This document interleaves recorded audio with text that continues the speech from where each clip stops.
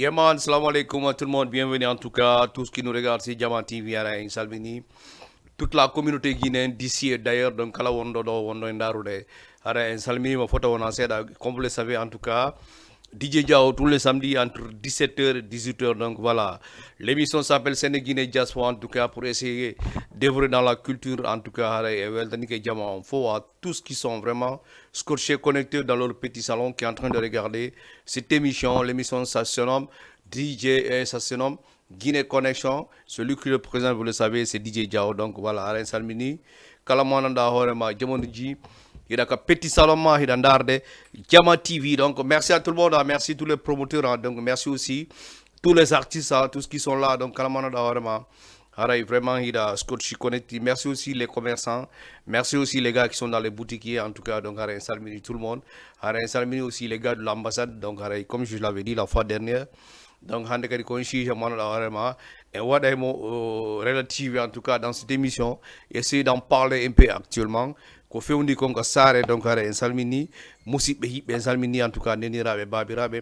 kala ko guinen jo wawi wonde ara en salmini mo fota wona seeɗa haray ɓe fara tundordugo so ɓe nodda ɓe waɗa 78 ans 116 82 38 ans waɗon 78 116 82 38 en tout cas accéder dans cette émission donc yewdoge DJ Diaw addon contribution ji mon ɗin e nder Diamant TV donc aray miɗo ɓurtañinade on va démarrer l'ambiance en tout cas doucement donc voilà si c'est bon Mr DJ. Donc on va aller regarder un clip après. On revient sur le plateau de Diamant TV avec DJ Diao, NNG, Sénéguiné Diaspora. Yes, I. Donc c'est quelqu'un en ligne, on le dit allô, salam alaikum. Ah, parti, ok, il n'y a pas de souci. Donc en tout cas, tous les lumans, donc salut tout le monde, tout ce qui regarde en tout cas, donc voilà, sur Diamant TV, donc DJ Diao, comme vous le savez. Donc je disais tout à l'heure, donc en tout cas, actuellement, qu'on fait au niveau de l'ambassade, comme on l'avait dit la fois dernière, donc Yojama on c'est très important. Faire nos sanari ambassade Maulo. Aïna minuma, comme on le dit, en fait, je suis désolé, Aïna Marse Madina quoi, je suis désolé parce que en Guinée, il y a un problème goto, il y a d'abord problème d'organisation, il est marié, en famille, ça il faut le dire, en famille, on est mal organisé, ça veut dire, il faut que you dise un gonga quoi, parce que on a des gourous al barénete et puis mon coûte tu viens tu veux déposer aujourd'hui et tu veux récupérer carrément ta pièce aujourd'hui non wa ta wonde fen de ngi jama il faut parce que hari law sa ari ka ambassade ayata hay goto tu ne vois personne tu déposes aujourd'hui après on te dit une semaine après tu reviens après de jonama carte consulaire donc on va essayer de prendre quelqu'un en ligne allô salam alaikum maaleykum salam no way da nga jam tungono le yo nge jam alhamdulillah no yar seda nande kadi meɗen ndaara on ɗo ono maketela on to nonodude on sambi ka jet leydi ma wonde no o gasi ko ɗum waɗi no gasi walla ɓen artir kañum leylu ma on awa waɗaneme men ka ɗo miiji ko mbuur ga haabi ko fata ko d'accord ko mewano men ɗo hayon ono wakete ɗon fata ko tagaɗo suɓay giɗo mum on wattanela ɗon mi hoccoɗo miɗo ka suudu ni ono wakete ɗon meɗen mbuur meɗen mbuur ko mbuur on meɗen mbuur iɗo mari carte consulaire o non meɗen mari consulaire de men c'est bien vous êtes vraiment guinéen je suis très content de ça quoi no moƴƴi awa miɗo hiwɗo kawa ngal fa ɓurgayaɗo miɗo hokkani mo ana gara yofu ley ton d'accord aɗanene ɗon habibu fata ko inchallah aɗani y a pas de souci inchallah merci beaucoup ça fait plaisir. Ok, donc merci beaucoup en tout cas. Donc, on est bien faux salminama, salmini tout ce qui sont en tout cas, tous qui sont de l'autre côté dans les régions aussi, ici au Sénégal, on est bekadi wano Ziguinchor, ou on bekadi wano Saint-Louis, donc voilà, on est Thiès en tout cas. Donc un peu partout à travers le monde, on nous regarde en tout cas à travers le site internet de Diamant TV et puis manque d'application. Donc vraiment, Diamant en faux. Weltanam au numéro mo yiɗon ɗon affiche a famille kon numéro non ton wala 78 116 82 38 après accéder dans cette émission donc madame mais okayon habi fate ko donc harlan et point manada vraiment très important ça il faut le dire parce que aujourd'hui comme on le dit en fait a wawata yawde déposer hande carte consulaire henduɗa mo hande carte consulaire ça déposé pour l'instant on renvoie les gens pendant une semaine ou bien pendant 2 semaines on va prendre quelqu'un en ligne on va prendre quelqu'un DJ si c'est bon après on le dit allô. Allô? Parti. Donc, en tout cas, yo jama on waɗu feere ɓe ɗaɓɓa kaydiji maɓɓe ɗin c'est très important par ce que yimɓe ɓe andu kaydirni wona ɗaɓɓude ni wona malal wona ɗaɓɓande wona diye diaw wona goɗɗo goo ko hoorema an pour ya protège ɓandu ma ɗum pour ya protège a faami golleji ma ɗin ko ɗum ɗaɓɓanta kaydi c'est très important donc yo jama on wakkilo vraiment ɓe déplace ɓe yaka ambassade yeru yimɓe ɓe anndanɗa hoorema ɓe wawata déplacade sa andi a wawata uddude boutique ma on walla on mbugol placement on si goɗɗo rewi ɗon inima vraiment jonnan on 5000 walla jonnan on 2000 walla jonnan on 3000 mi adanama carte consulaire andude dey on ɗon kañum kadi woɗɗo déplacade o yaha accite on golle makko nden a faami o yaha o rago yawni donc haray kala ko facture ma ɗon haray vraiment tu dois le payer au fait par ce que on mbugol place mum ko ya daro a faami dépose a carte d'identité ma on heɓa carte consulaire ma on c'était fait ni chaud ni froid a faami donc haray wattane guila e affaire on par ce que goɗɗo sikkani ɗum ɗo hewtay au fait on va prendre quelqu'un en ligne si c'est bon après allo oui on jarama na ala ton no wayi ɗon e jaam meɗen allo oui allo miɗo heeɗi on no wayi ɗon e jaam ko jama tv ouais. Ko jama tv yes ay way d'accord c'est bien no wayi ɗo e jaam waaw mene jam yettude Allah ok on to ɗon noddude on no maguete taw min ko komiko mi woni komiko cité militaire yombol iɗon inne on no min ko Fatoumata mi innete d'accord ok donc aray mbeɗen heeɗi on way hajja Fatoumata mi faala yo watnan ɗon musique oɗo Azaya ok pimenté on ok pimenté on pimenté on d'accord y a pas de souci inchallah miɗo hokkani musique on ɓe Guinéen fof précisément Labé ha Dara Labé ne d'accord y a pas de souci inchallah ok merci beaucoup en tout cas donc de l'autre côté depuis Yeumbeul donc voilà haray merci beaucoup en tout cas donc merci aussi Amatoulaye depuis Yeumbeul merci tous qui nous suivent en tout cas de l'autre côté depuis Yeumbeul donc haray on weltanama fota wona seeɗa weltanden kadi wono président Malal weltanden kadi Safiatou donc voilà Safiatou min ko Safiatou Bari minotama wona Safiatou Camara de voilà par ce que mawɗi ma siko Bari yetta hara ande kadi yettode ma nde muti quoi au lieu de Safiatou Camara joni ko Safiatou Bari donc allez, salmini ɓe on fota wona seeɗa merci en tout cas à tout le monde en tout cas merci aussi à mon ami Mr Badiane en tout cas c'est un ami c'est un frère à moi donc lui aussi à chaque fois il est scotché connecté en tout cas dans cette émission merci aussi à DJ Diallo donc voilà DJ Diallo de la DGTV allez toujours DJ si c'est bon on va prendre quelqu'un en ligne on le dit bonsoir allo oui no wayi ɗon e jaam no warsude Jantum hono won Jama TV way ko Jama TV exactly ko Jama TV wonɗa koy hono woni ka télé ka télé ni moni wolde ay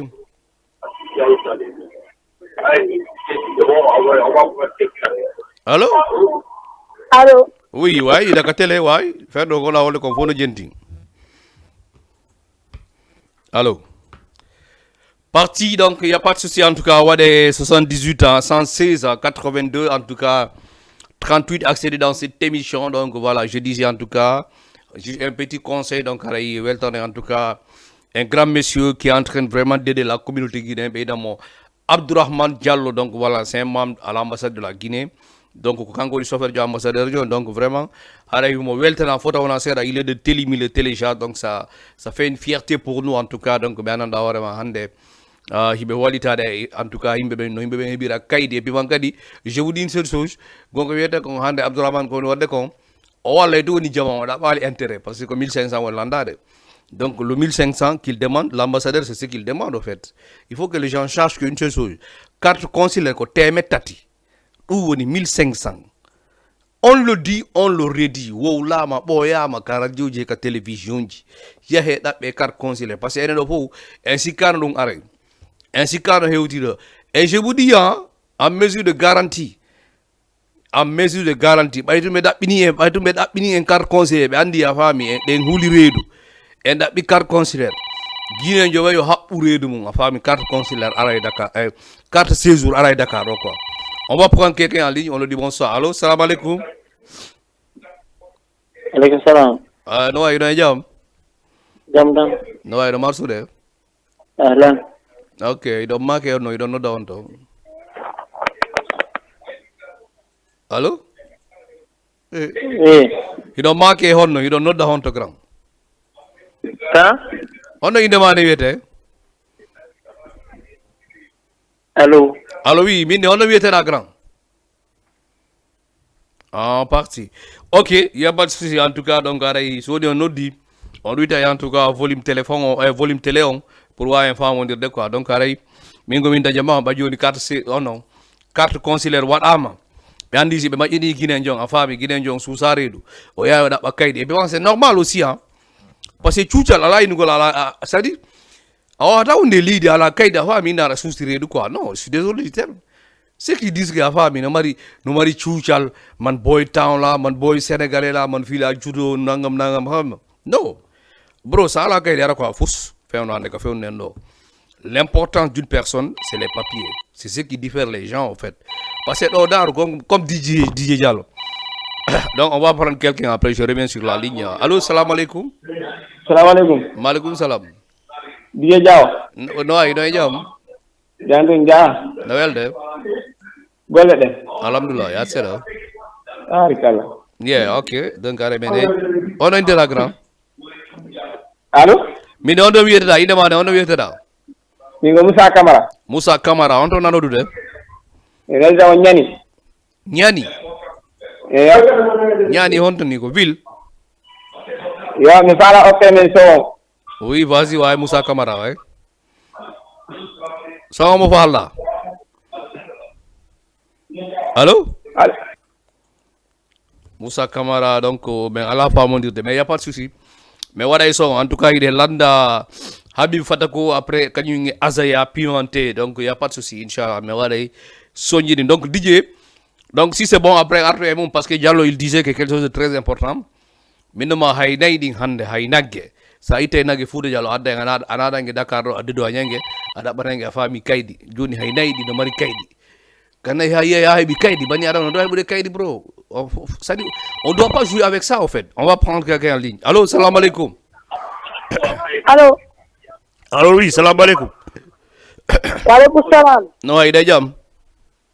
jantum ono marketeɗa on to nanodude ko Moustapha Minete miɗen Dakar Medina rue 31 Medina rue 31 iɗon weltana Mr Moustapha ko fewndi toon jantu sora men ɗo ono woni ka alay ko somoɗo men falano tegal men somo moni Ela Chérif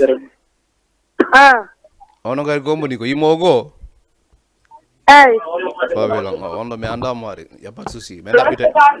ɗaɓɓitaymo yeah Mr Elage Mr mon frère depuis la Médina haray min salminima fota wona seeɗa haray accédé dans cette émission donc on numéro mo ɗo yiide donc ko onoɗo to waɗa 78 en tout cas 116 82 38 accédé dans cette émission donc anan e DJ Diaw Jama TV donc haray tous les samedis 17h jusqu'à 18h DJ si c'est bon donc wano soñi landan inde est-ce qu'on peut faire passer un clip de Habib Fatako si c'est bon donc pour au plaisir de voilà au plaisir de nos auditeurs qui sont à l'écoute quoi. Donc bisous en tout cas avec Mr Mboma Haray vraiment très bel clip en tout cas donc clip normal a été réalisé en tout cas donc entre la Guinée et l'Angola donc vraiment merci beaucoup Mr Mboma un jeune vraiment il évolue pas mal donc Haray kanko Mboma Haray faut une andi vraiment c'est un jeune humble en tout cas il est très très disponible kanko Mboma ko petit welo quoi parce que on a eu à travailler donc Haray madame celle qui est à Mboura donc voilà mais gitalima mais waɗa joni après clip Habib ɓuuri seeɗa quoi inchallah mais femme rek ko programme machine o waylon quoi y a pas de souci donc ara weldani que tout le monde en tout cas donc voilà je disais kadi ko ananda hoorema donc ɓe waɗoɓe l'arnaque tu vois des Guinéens en fait parce que il faut que yimɓeɓe sendira kadi pim gotum en fait il y a pas de Guinéens qu'on est en train de rapatrier en fait ça il faut le dire andi c'est bien de le préciser. Est-ce que tu vois innugol ɓe nangude kinemɓe ɓen ɓe nattude kinemɓe ɓen ni e ni a faami non wotaɓe c'est à dire faut pas c'est à dire wotaɓe eji jama on quoi en fait non c'est à dire c'est très simple kala mo anndanɗa hoorema a yaltuno ko manifestation a faami mélange ɗiɗa e ɗi boji ka bedda e willagol kaaƴe a faami caméra ji maɓɓe ɗin no renti a faami si ɓe détectima bro si koy suudu wonda be yaay hander to be yaltinama ça il faut le dire hein do way ko minyan DJ Dia wala minyan hombo tigide wala est-ce que DJ Dia lo wanno be yaltinemo afami donc on va prendre quelqu'un en ligne on le dit bonsoir allô salam alaikum salam alaikum DJ Diaw no way do jam ya jarama no war sude golle den jandu on no alhamdulillah no ya seda yetere Allah market on ini jama TV ne welde merci beaucoup bro ne weli normal menen do dara on jama TV yeah merci on no market da min ko Moussa Camara wiyete on do nano dude min nodde ma Mboura ayan grand Mbour do d'accord rebe weltani ko foto nan seda gra yo jon mi fala o kala so oda fiskila on fiskila on ne wa so fiskila on sapata mais andi son ouais y a pas de souci inchallah OK DJ Diaw merci jarama merci beaucoup frère OK merci grand on jarama foto nan seda jarama buy jayeuf merci beaucoup donc merci en tout cas Missa Moussa et puis Bankari weltano men vraiment ibe ka petite côte donc depuis Mbour en tout cas ara weltani ke jamam fo wa wombe to men fo e jitali kadi donc la dame qui nous a appelé en tout cas l'autre côté depuis Mbour ara me weltani ke ma photo wona seda en tout cas men andi tun jama on kadi donc c'est très important aujourd'hui pour yeda bukaidi pourquoi je le dis et j'insiste là-dessus parce que vous savez message du wondi yaltro di nga fami ça c'est pas le vrai message en disant il faut rapatrier les Guinéens non parce que wona bambangol sénégalais wono inugol afami enen ko nafigi wala den huli afami den huli sénégalais non sénégalais ko pays de la teranga den ñew fi afami y a pas de dérangement y a rien au fait on prend pas un Guinéen qui est en train de travailler qui est en train de bosser afami ila jokki gollema afami si wedi bembi ko muru livreta wala ko piji go watta afami si gasi 17h 18h anati kama a heji afami men wodi ga payle dan da horema je suis désolé du terme ibe fami ni horema be afami burma be ala quoi en fait ayi donc dans ce condition den on payle si gere wadi afami wala par exemple manifestation si wadi si be yalti be ari be jetti ma yoji Guinée be bornike wala be widdi kaaje be détectama si c'est des Guinéens on va les rapatrier vu qu'ils n'ont pas les papiers aussi après on leur renvoie en fait ça il faut le dire allô salam alaikum on va essayer de prendre quelqu'un en ligne allô oui parti donc je disais il y a un watangila donc on a ben natele ben ko be anda horama ko tabe ka manifestation parce que andi Sénégal c'est un pays monanda horama famille ça il faut le dire côté enquête sénégalais boy do wadde enquête ha be arabe ta ma hakande suudu ma jodi wala daya wadi do dega on ga yasi ina hay goto rentalo immola arda kama sanju la chunji madi loto da hala ba fami wala jogol sai mais be wada enquête ha be hewta kama a fami donc warta de ngilay mun quoi donc on va essayer de prendre quelqu'un en ligne on le dit bonsoir allô salam alaikum alaikum salam no ay do ngay jam dum alhamdulillah do ngay jam dum golle je no yar seda alhamdulillah on a marqué do on to no nodude Alpha Ba yedo no down to meden no da Medina ay yeah okay Mr Alpha Ba men ngay di on way are ko songo do men fala o ko men josa leluma josa leluma ne ay d'accord inchallah mais wade mo son nani ay salara do weltana moƴƴano yeah merci beaucoup bro ça fait plaisir on jokki golle moƴƴude quoi yeah merci man merci bro jarama merci beaucoup frère donc vraiment merci beaucoup en tout cas tout le monde à tous qui nous appelle kalamana da vraiment jamono ji da narude Jama TV donc si c'est bon DJ donc on va aller regarder le deuxième clip en tout cas Azaya après on revient sur le plateau de Jama TV avec DJ Diaw sur Guinée Connection Guinée Sénégal Diaspora yes sir. Vous le savez en tout cas donc merci Azaya donc merci aussi à Jelly Kababendo en tout cas donc voilà Messi le Messi de la musique guinéenne donc Mr Azaya donc Aren Salmini tout le monde tout ce qui nous regarde en tout cas voilà 78 à 116 à 82 bon 38 accéder dans cette émission c'est vrai que bon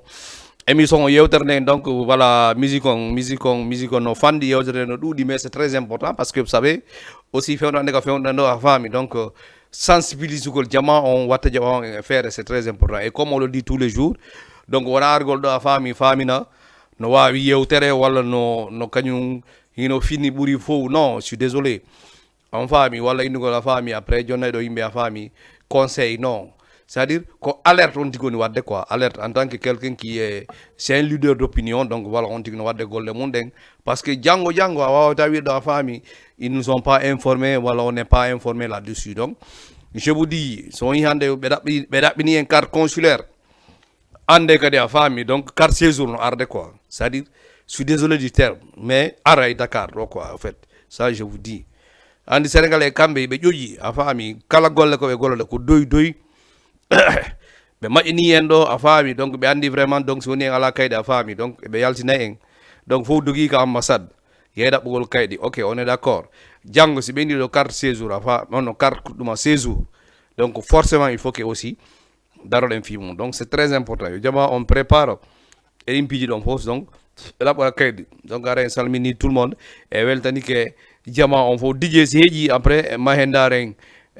clip goto après on revient sur le plateau parce que ce qui nous reste c'est pas beaucoup ara ande kadi passer ko 49 ni donc l'émission tire à sa fin ko hediti ko nduda hande kadi mais on va essayer de prendre quelqu'un en ligne on le dit bonsoir allô salam alaikum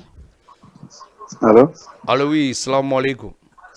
wa alaikum salam wa rahmatullahi wa barakatuh DJ Diaw oui DJ Diaw no ay do jam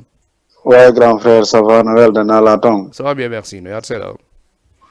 ok wara en fait ko no ko benata ko go hiira gol matun salmina ma lando sida jam wa yeah grand ok arin kam innen kon no Cheikh Ahmed Tidiane Diallo pay ko mali emberen quoi yeah man bro ça fait plaisir ouais ok hara en fait ko wono ko nda yewtude don tum fi enen fulbe futa ben fi koko be wa fi koko ananda hore ma daga yando do yimbe men fo sikki ananda hore ma ko wala woni nanga woni yimbe ben fi kaydi jidi parce que andi hunde fo neddo fo piji din fo ida doata hebde renseignement jano si mo da wada ko wada wadde kon quoi bien sûr parce que gonga ma sa calculi do hande kambe hore mabbe be yi ko woni wadde ka ambassade men do kon bon be immike be duma bonnuɓe ɓe bonni tun ko ɗumana bonni tun nattama tun fulɓe fuuta ɓe fof sikki ananda hoore ma ko fof quoi joni gonga ma hande Allah dande ɓe ino dodana ko kaydi séjour andi c'est obligatoire yoɓay par ce que ɓe daari ɓe tawi vraiment no wawɗen noon bon minen ay ɓoye buynoyna pulo fuuta on no respecté hoore mum no andi hoore mum no yiɗi hoore mum mais no heddi seeɗa quoi par ce que andi mon frère DJ Diaw andi bani adama fo taw no duwa andude ko min komi hombo quoi exactly neɗɗo mo fo neɗɗo duwata andude ene an ko a hombo ene an ko sabon surtout ɓiɗɗo gorko bon kadi bani adama neɗɗo fo neɗɗo a duwaka wonde neɗɗo andi gon woni nilarjo ko neɗɗo andata hoore mum quoi neɗɗo tawiɗa duwa andude ene an ko a hombo quoi kon woni noon ko ɗum hollata neɗɗo ko kaydi quoi bon sa calculi do ya combien dari fi Allah mon frère DJ Diaw dari ko wadi ambassade do dari do yimbe be ala kaydi fi Allah c'est très dommage quoi no hulbini ça no c'est dommage ko to duma DJ Diaw no hulbini billahi wallahi hak sa dari do a tawa hay président go hoore ma taw ko appulo futa ata c'est un peu mal lahi sa calculi ay goddo jetta do 150,000 200,000 1 million soda téléphone walla soda piun c'est négatif tawa ƴettugol 1500 walla yoɓa dimi yana kaydima kaydima c'est pas ko ɓenata ko wona ko pour hoore ma quoi ko pour hoore ma yimɓe il faut que ɓe anda ɗum noon kayni wona fi goɗɗo na laɓɓande ko fi hoore ma en fait a faami wona pour innugol mene neɗɗo on taw neɗɗo no duwa taw andude par ce que a woni taw neɗɗo wo si a holli ko a neɗɗo quoi grand hay nayi ɗi no mari kaydi hara nayi ɗin quoi no mari kaydi nane ko ɗum billahi wallahi hakkude gonga ma koynda kon hande hay nagge ngen si naata ga naata wo bro nde waɗete taw deduwani ko wa calcule grand joni ndaro joni noon andi ko ɓeynata kon a yeyi ɗo wanana hoore ma se ŋiwa laggine aren ɗo a ala kaydi yawde yoɓa ɓe yoɓindema 2000 francs walla 5000 francs naata joni yan inna an bon a gañike quoi a laawike quoi sa calcule ɗo hande fulɗo fuuta a yeyi ɗo goɗɗo noymo fi heɓugol tun golle tawa taway taw no kaniña quoi billahi wallahi par ce que hande sa ala kaydi a nafata andi grand ɓay ko yewdiren gonga sa daari piiji ɓuyɗo ɗo no wulbini par ce que fi on ɗum hande mo ala kaydi joni sa ala kaydi grand joni an sa heeɓi ɓiɗɗo kono déclaré ta ɓiɗɗo ma on ka y a beaucoup de gens qui sont là ɓe jogui ɓiɗi ɗo ɓiɓɓe maɓɓe ala hay kaydi ay kuntum kaydi ay ko ɗumma DJ andi ɗum ɗon ene fuutaɓe ɗe mari habitude goto bon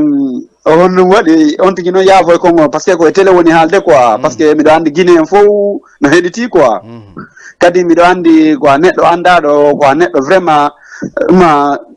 ko a Guinée en jo dal mo Guinée fo andi o ko diye jawni ko harame yafine konngol ngol ina andi ɗum ɗon sa yi ɗin fiji ɗon ko ɗum waɗi par ce que enen fulle fuuta ɗuɗuɓe ko ɓeynata kon ɓeygu mum wona tun so wiɗo enama acca ale fulkan konko so ɓeynta kon kaydi joni konko innuɗa ɗon on tigi yimɓe jibino e laggen hara olla riyende tout par ce que sa ala honno honto marɗa ka présente a ɓiɗo ma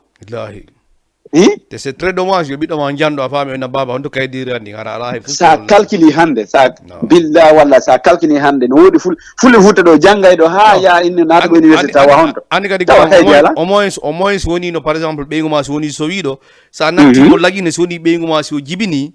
si a déclarani toon ɓiɗɗo ma o mais o wona toon o jibina toon a déclaratamo Guinée a déclaratamo Sénégal wona o Guinée wona o Sénégalais do comprendre quoi haro wala kaydi billah wallahi grand billah wallahi a tawa c'est un peu bizarre no certifie no kaniña he a tawa grand he min do ko mi toroto musidɓe mi toro hoore am mi toro siɓɓe am ɓen no neɗɗo fo ɓe duwata hande ko a pullo fuuta quoi billahi ya ɗaɓɓa kaydi billahi he bani adama on min ko ɓenata ko wona wotugo ilan jogui kaydi maɓɓe ɗo kono ilan jogui carte consulaire iɗa andi ko ɗum waɗi iɗa andi ko ɗum waɗi ko janggo miɗo yalta ɗo komi jettiti kaydi maɓɓe ko pour régilgol programme uji am mais bien sûr ko ɗon ndigui ɗaɓanta kaydiji maɓɓe rek a faami ɓen kono hande billah wallahi kala ka wawmi yawde hakkude Allah ko quartier an Guinée ɗen mi jogoto iɗa andi ko ɗum waɗi ko tami yawɗo mi par ce que piiji boyi miɗo yiya ɗo a yalta hande ɗuɗuɓe a yiyade fulle fuuta no min moɗo mi yiyata ɓurta mi mettude ko ɗuma min mi yalta mi présente kaydi an wano kaydi Sénégal ni ɓeynama tere wonagi he komi ɗaɓirta kaydi maɓɓe ko ɓeynata kon ko pour régilgol programme uji am miɗo jogui kaydiji maɓɓe fop kono yiɗande ko ɗum waɗi miɗo jogui kadi kaydiji am par ce que je suis guinéen mais bien sûr tu vois bien sûr komi guinéen jo kadi kala ko ɗaɓɓete laggine kala kaydi laggine ko ɓeynta kolan jogui kono he grand non grand billahi wallahi he en tout cas ko woni feƴude konga ambassade vraiment c'est dommage quoi non billah wallahi no sa he no kaani he ko ɗum ko ɓeynata kon billa sa daari ange hoorema hersay taw billahi a hersay sah billahi bon ko aray ko minata on mbawi pour toujours onon ko ɓeynata kon pour tuɓa yimɓe ɓen hettoto on kadi vraiment son haali a tawa e affaire ono wonde e nafoore waɗane recherche yimɓe ɓen fi Allah kala pullo fuuta fi Allah grand ɗum ɓooyire mi kono wallahi en wawi billah wallahi on ɓooyi haalde ɗum nde wiɓe onon haalde ɗum fof no anndi a faami billah wallahi Diallo wowli ɗum ha ronki a faami mi wowli DJ Juma tous les DJ mais sensibilisé ha mi ronki kono jama o yata ene wolde a faami ara jama noyne no ɓe ko samakala ɓe jokkini ni voilà ko haji maɓɓe ko affaire no programme aji maɓɓe yawtira sa yehi ko ambassade walla goɗɗo inama so yehi ko ambassade ko soso e maninka e français wolte to ɓay min kon pullo mi yata wona guinéjo sa yehi ko ambassade a wolta pullat ha famodira e toon e goɗɗo ambassade ɗi fof no mara leƴƴi ɗi fof no golde ko ambassade awa gasi joni ndaaro oye joni ndaaro ko ɗum ɓe ninde ɓe yaltinde fulle fuuta ɓen sikko na soso wona ɗuma ko ɓe inde ko fulle fuuta ka fulle fuuta ko message woni feƴƴude fewn ɗo ko message woni feƴƴude ko fulle fuuta woni feƴƴude ka na soso na maninka wona na soso wona maninka wona guinéen ko ɓe inni ko fulle fuuta ɓen ɓe woni nattude sadde yurmini eyyi joni ɓay ko a pulle fuuta on haala kayɗa joni joɗɗon vraiment on tigui haray ko ɓeynata kon wona hay fus kala ko on tigui haali nder ga tawi vraiment tuusi siɓɓe hamɓe walla vraiment mi garanzima haɗa on tigui no yaafine ma moƴƴa a faami bon haray pour toujours mi hewrike ma miɗo toranoma kadi Allah subahana taala yo Allah waɗane jaam yo Allah kadi ɓeydane jaam yo Allah kadi addane jaam on quoi par ce que ko jaam on woni ko woni kon fof quoi ok grand vraiment respect à toi mi weltike moƴƴa assalamu aleykum wa rahmatullahi wa barakatu merci beaucoup frère en tout cas donc laaɓi labama ara vraiment on a besoin des gens comme ça wono waɗoɓe contribution et puis man kadi yewta ko woni e mum kon par ce que grand jo yewti ɗo goy on faami mais son daari no wodi point goto mo memi c'est très important par ce que jente message on wo ko fulɓe fuuta ɓe wona yaltinede te Guinée wona fulɓe fuuta tum woni Guinéen maninka ko Guinéen soso ko Guinéen on faami forestier c'est des Guinéens on faami il y a beaucoup de ethnies en Guinée mais pourquoi ils ont ciblé que le Peul et puis man kadi ya fulɓe fuuta musidɓe ma ɓe yalta ka mbedda e innugol fulɓe fuuta ɓe no ramassede fulɓe fuuta ɓe no waɗe non c'est yoɓe accu ɗum ɗon quoi en fait on va prendre peut-être le dernier auditeur après ñu tàggatoo allo salamu aleykum waaleykum salam no wayi ɗon e jaam jam ko grand jo naala toon no yaata seeɗa alhamdulillah no fewndi wayi sawa mbeɗen ni grand ko fewndi toon sawalam le ko Jama TV ne ko Jama TV wa on market ro yido no down do la wi Mamadou Diallo la no don HLM 4 HLM 4 okay Mr Mahfouz way on nga on maro ngo be tonge deba on ani yotar nen ko na min on ani yotar nen ko on maro no ko be tonge deba no mi nani yotar ne wax deug yalla ko gonko wete gonko wule ko wule wotere rek ci enen ko bu do de wersindi oui alors mi radio wa enen de wersindi mo yagram ni pulo puta do wersindi habuti parce que ça calculi no wodi ko anda hor mu gonko biye jaawi do joni ko netto rowa do netto do habde kaydi bien sûr billahi ko fiwol dum kan enen e widde wirsinani kaydi to ayi da o kaydi degg rek ko sa yi mani ke fiwo afala mayade lede wala naata goda yaltugo ka tira do kaydi ayi ama yara ko kaydi fiya hebu fiwi be ma imon dara do kaydi fiwol ay ko de buwa fitide de basu de parce que ça on ka jota adno wetino de afan do do ati hakkile mudum hande en general fiya ngar wobbe fude buno do be jangay haado e janne mabbe ne bon la anga kayit hande tun debbo gono dila biddo makko wato ndila biddo makko do wada be fe me kaydi mo moja bani haray no iri nonda d'accord y a pas de souci inchallah vraiment merci beaucoup Mr Mahfouz depuis au HLM 4 haray me welde ko photo wona seda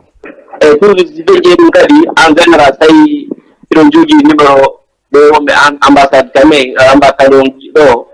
say no wodi mo andra no jogi numéro makko manda mo jama wa mo nodde hendo information laabude haray na ko ndo wonta boro barri kon ala do do way affiche de numéro wala won jama on numéro quoi zara oti onodda hendo information je kete ma ko no yarata ado kam bay ko woldiran gonga afami ko mejani quoi o wata affiche le numéro goddo yewtali parce que min mi déplacer ke mi yai hanga ambassade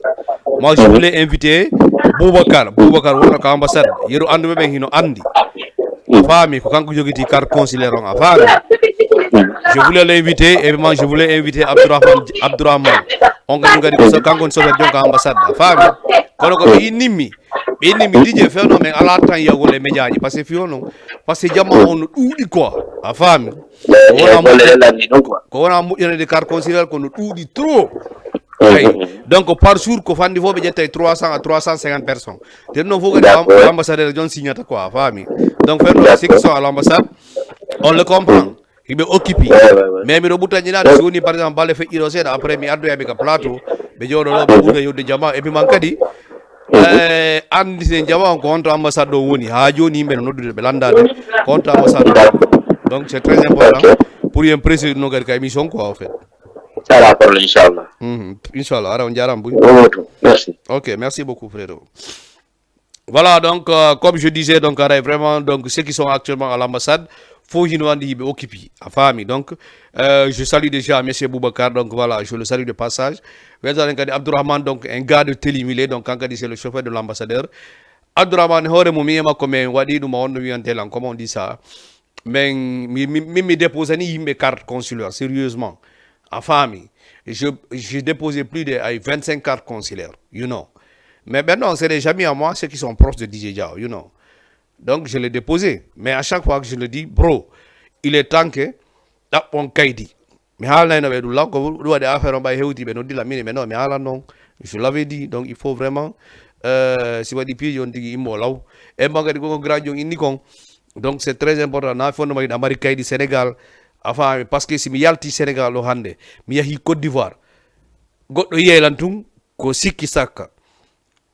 ko guinéenjo wala wana guinéenjo mais on est là je suis sénégalais donc il faut que les gens le sachent mais jamon quand sécurité américain Sénégal kayarao tu présentes le papier en disant que bon je suis sénégalais mais non o tayi to kala o tayi to kama ma ben iwidon iw demanding on tu es guinéen tu dois chercher les papiers guinéens c'est très important donc vraiment on conseille les gens en tout cas d'aller à l'ambassade prendre les papiers c'est très important mais non quand jama on prépare bay tum carte consulaire on joni be andi mo ala kaydi a fami ɓeynaɓe hocce on tigui donc andi ɓe arde séjour mabɓe on hino arde donc ɗum ɗon kadi ko wattangol liɗa mi sigi noon ɓe udderɓe ɓe faala ko waynodiren quoi donc aray vraiment merci Didier haray l'émission tire à sa fin donc voilà il est déjà 18h03 minutes haray merci beaucoup quant à moi Didier Diaw donc je vous retrouve la semaine prochaine donc à partir de samedi prochain haray à partir de 17h inchallah avec d'autres invités haray merci beaucoup ciao Enerdiama TV avec Didier Diaw Sénéguiné Diaw aussi c'est bon wallo après waɗen clip feƴƴe merci beaucoup